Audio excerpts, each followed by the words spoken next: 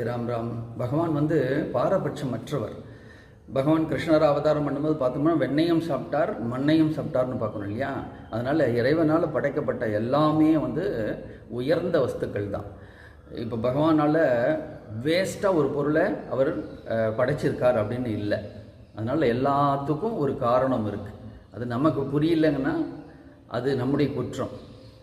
ஒரு மாலை பண்ணுறோம் அப்படின்னு பார்த்தோம்னா வைஜெயந்தி மாலைம்பாங்க. பார்த்திங்கன்னா பல வண்ணங்களாலான மலர்களால் செய்யப்பட்டிருக்கும். அதில் மல்லிகை இருக்கும், ரோஜா இருக்கும், சாமந்தி இருக்கும், சம்பங்கி இருக்கும்.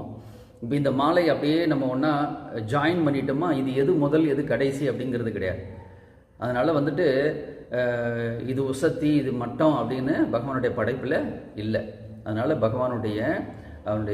அவனை தரிசனம் பண்ணும்போதே நம்ம எப்படின்னா திருவடியிலிருந்து நம்ம தரிசனம் பண்ணணும். பெருமாளை எப்பவுமே அர்ச்சமூர்த்தி நம்ம தரிசனம் பண்ணும்பொழுது திருவடியிலிருந்து போயிட்டு திருமுகம் வர நம்ம தரிசனம் பண்ணணும்னு பெரியவங்க சொல்லுவாங்க.